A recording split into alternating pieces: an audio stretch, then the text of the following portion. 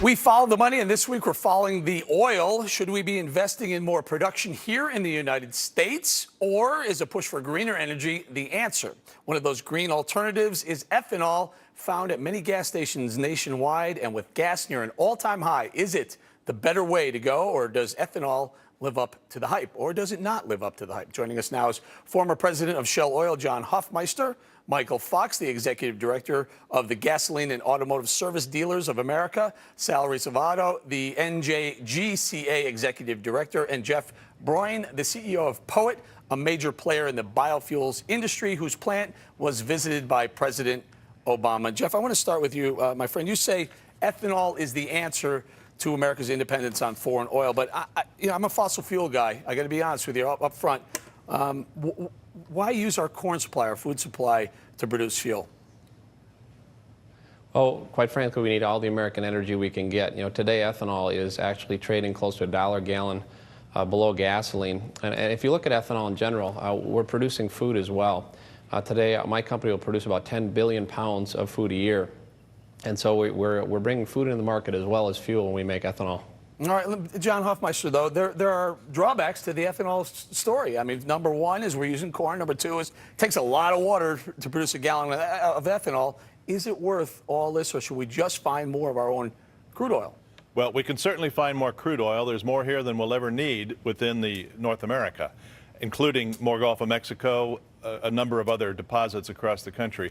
But I'm in favor of alternative forms of energy when the value created is organically greater than or better than the organic cost of putting it in.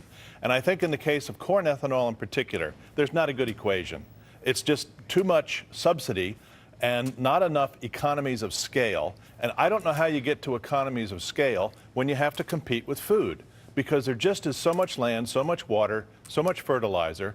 And what we don't want to do is sterilize the earth just in order to produce more corn ethanol. So I'm really interested in what are the other alternative kinds of liquid fuel, methanol, butanol, compressed natural gas, et cetera. Let's pursue that as well. Or even in ethanol from switchgrass and other forms, cellulosic ethanol. That's right, cellulosic. Let me bring it out to these guys. Sal, you're in favor of that. You like the ethanol story somewhat. I like ethanol because ethanol is renewable. We can debate the values of ethanol and the economics of it. And yes, there are subsidies, but if we continue to go down the path with only fossil fuels, then we are in big trouble. In this debate, and every time this debate takes place, somebody must say in every TV program, every segment must say there will be a last drop of oil someday, and that must be acknowledged. I'm not so sure I buy that argument. I certainly don't buy the peak oil argument. I'm not sure that there's ever going to be a day where someone's going to say that there's going to be a last drop of the earth is producing oil all the time, right? It got here one way. It'll continue to be produced by the earth. Let me go to you, Michael. You represent dealers. There's a lot of water in an ethanol gallon, is there not? Yes. Does that affect the pumps? Does it affect the engines that are burning the ethanol? And what about the pipelines that you need to bring it up from the distillery to wherever its end use will be? Yes, I think the problems created with ethanol-based fuel sometimes outweigh the good of the ethanol fuel. The other thing is all of the subsidies, as John was saying. I always get a little scared when I find myself agreeing with major oil companies, but John's dead on this one. When we look at all of the issues related to ethanol, when you talk about in E10, 3 to 4% mileage loss. When you talk about E85, 25 to 30% mileage loss. Everything we're doing seems to be counterproductive. We're mandating cars get better mileage and that they're flex fuel, but then flex fuel takes away 25% of the mileage. It just doesn't seem to make any sense to me. Why don't we get rid of the taxes that we're putting if we want to go to ethanol on Brazil? 54 cents a gallon. And that is a very, very good point. Let me go to you, Jeff. There's a 50-cent per gallon subsidy, if I'm not mistaken, for ethanol production here in the United States, and then an import tariff on foreign producers of ethanol to bring it in. There's your dollar difference between a gallon of ethanol and a gallon of fossil fuel gasoline. Well, that's not accurate. No, today there's actually a 90% monopoly on oil, and that actually is the reason that we need that tax incentive today. What our industry has proposed is taking that tax incentive and converting that over to build out some infrastructure so that we can have blender pumps or flex pumps out there that can put multiple blends of ethanol out there, as well as flex fuel vehicles and even pipelines to move ethanol around the country. Well, Jeff, let me ask you. Let me ask you. I'm not sure what you're telling me that's inaccurate. Would you be able to produce ethanol profitably if you didn't get the 50-cent subsidy and there wasn't an import tariff on Brazilian ethanol, for example?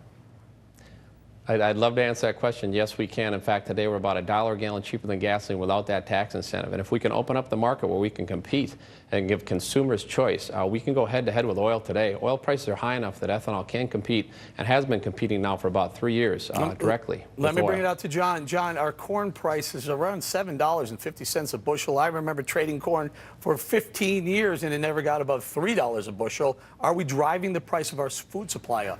Remember what drives the economy. What drives the economy is affordable energy. The goal should not be to raise fossil prices in order to make ethanol competitive. The goal should be to bring energy to consumers for affordable prices. And we know that $4 a gallon is not an affordable price to most American families. Michael? Unfortunately, I agree with John again, 100%. It's okay. You can agree. No, hey, listen, right is right, wrong is wrong. And in this situation, that's dead on. If we have to keep making fossil fuel more expensive so other people can compete with it, that logically doesn't make any sense to me. Of course, that's where the peak oil argument comes in, and I'm kind of on your side. If we're going to prevent the major oil companies from doing domestic drilling, which doesn't make any sense to me, so that they can bring in cheaper fossil fuel, it just takes the other industries out.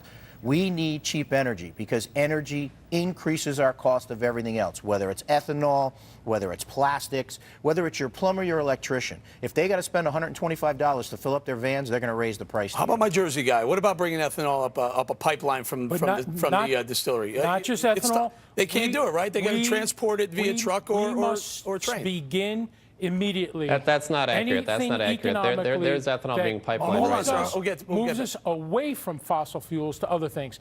The candle maker certainly doesn't want the light bulb invented. Now, every single time. You're not suggesting ethanol is a light bulb, though, are you? No, not ethanol is part of the solution.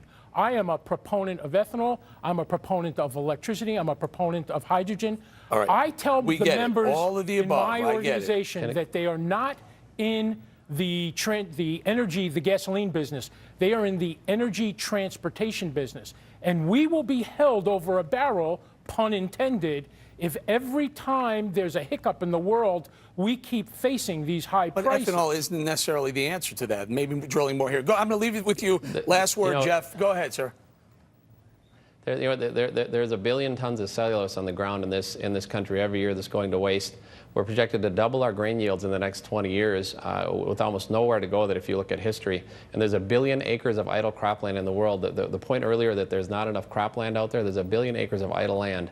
Ethanol does have the potential to go head-to-head with oil and produce significant volumes, and I think those factors haven't been heard. All right, but again, John, I have to point this out. Corn prices rally, they spike when oil prices spike for a reason. Is it the tide ethanol? There's too much demand for not enough corn.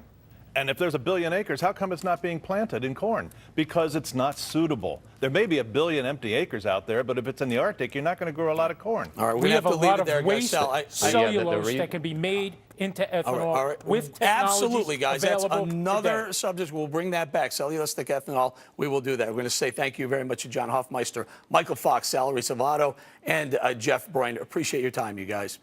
Okay, earlier I posted this on Facebook. President Obama's leadership can be summed up in this way. And guess what? You finished the sentence. That's next on Follow the Money.